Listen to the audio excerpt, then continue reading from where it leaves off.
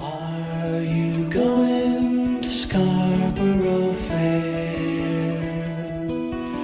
Parsley, sage, rosemary, and thyme. Remember me to the one who lives there. She once was a true love of mine. Hello, brothers and sisters of the craft. This is Blue Whisper, and I am going to just do, I'm showing you, this is what I consider my electric cauldron. You know, what can I say? It's, we're in modern times. You know, sometimes you need to make use in anything that you have, that you incorporate into your magic. Doesn't always necessarily have to be just like the ancients did, because we're not in ancient times. But we try to keep that, to maintain that way of thinking. And really with the electric cauldron and working with this type of magic, you're incorporating, you know, all the elements: earth, air, fire, and water. Certainly the earth would be what you add to it. And then, of course, we're always going to add water.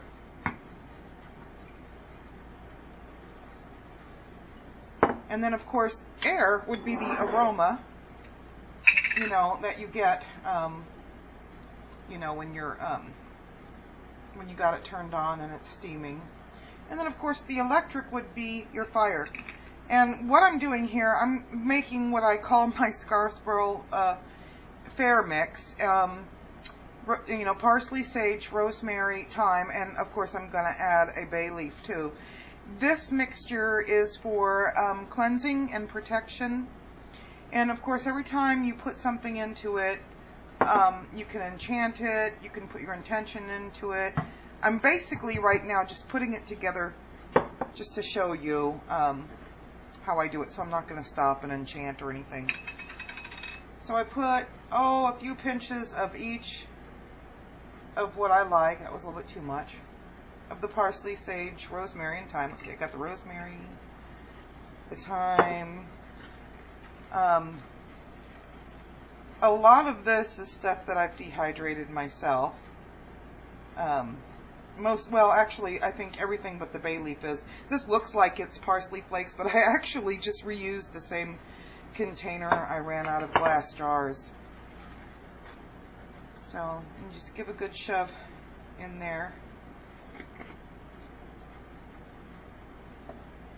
Anytime you're working with water, an electric cauldron, and you don't really have to get this particular size. You could use a regular size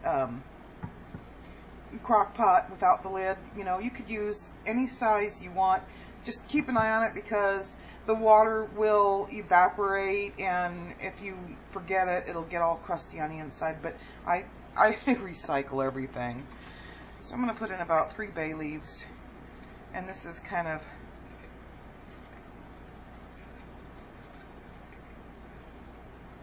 my mix.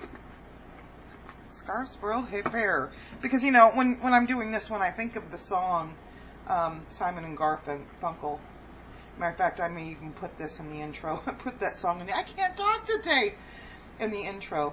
My wooden spoon is, I always consider that my magic wand in the kitchen. My magic kitchen wand. And really, when I was a kid, this was my grandmother's and my mother's favorite tool for magic wand. With the magic wand in the kitchen, magical, wonderful, delicious things would appear. And of course, if we kids were acting up, it was an attitude adjuster. Magically, we behaved when we saw that thing being raised above Grandma's head. So, you may want to fill it to the top. And always, when you're working with this kind of magic, always remember clockwise, counterclockwise, waning, waxing, bringing in, banishing. You know, stir according to what you're desiring. You know, you certainly may want to consider you know, the moon phase, all that. I'm not really going to get into that. I'm just talking about, you know, one of my little ways that I like to be witchy. So I'll plug it in, and I can just go about my daily business. Every once in a while, you know, if I feel led, I'll come up here, I'll do a stir, maybe a chant, speak a spell, whatever.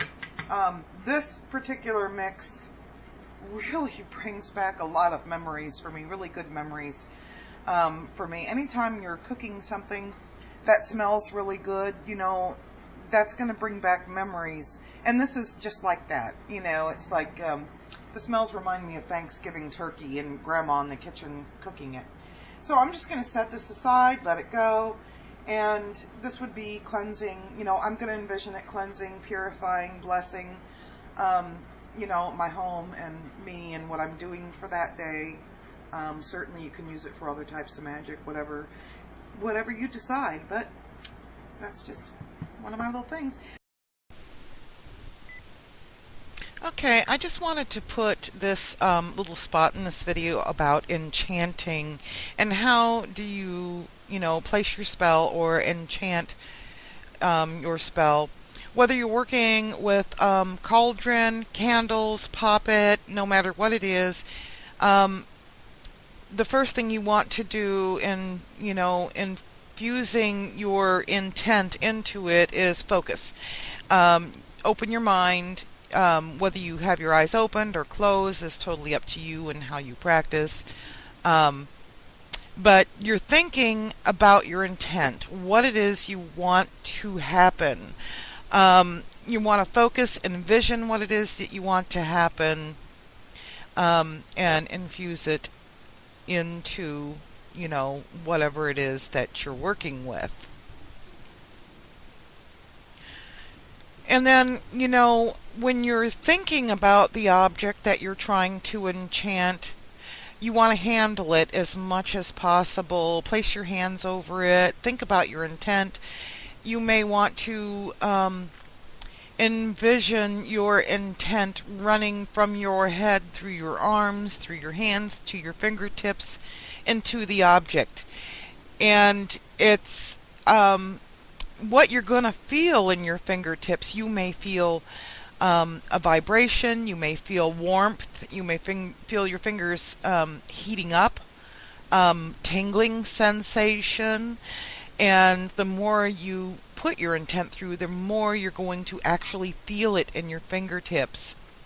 To me, that is the power flowing through you, and you're putting it into the object that you're working with.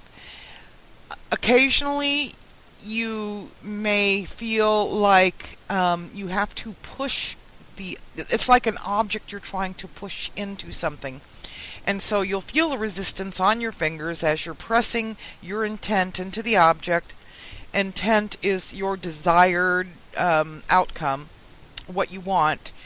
And you'll feel like you're pressing it in there, and when you feel like you can no longer press it any further than what you have, then you've got it in there. You envision that in your head and through your hands and into the object, and that's enchanting the object with your magic. I'm hoping this helps.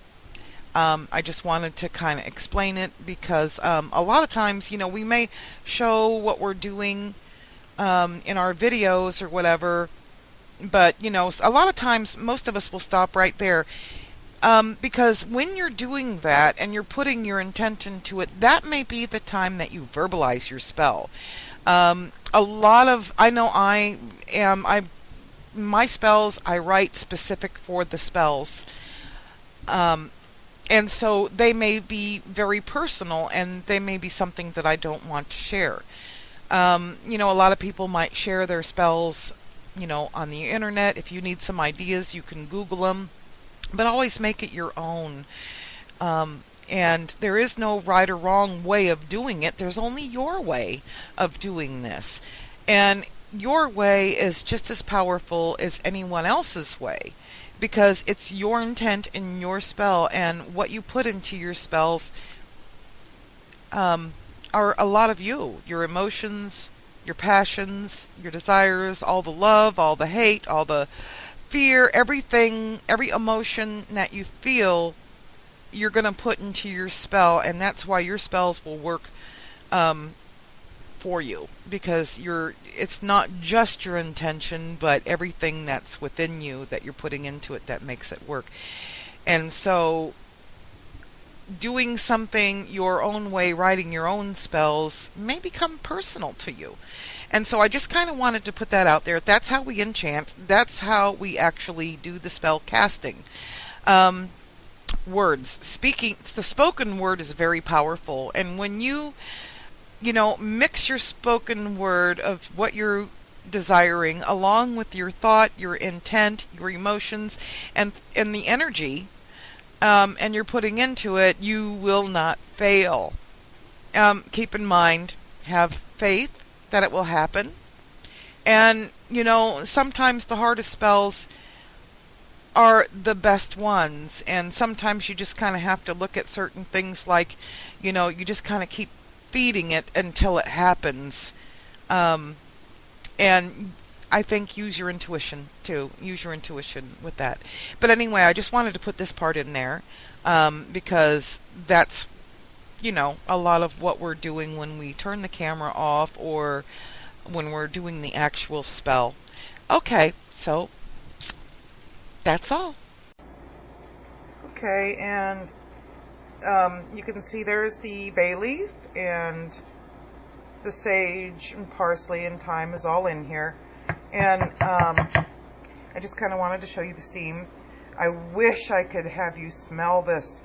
You can really smell the sage. It's really invoking a lot of memories. It's, getting into the air, and it's aromatherapy. It's very magical.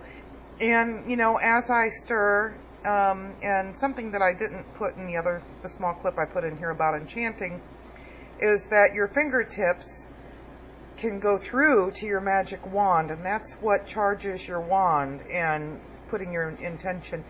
In the kitchen, my wooden spoon is my magic wand, and with my wet spells, it's my magic wand.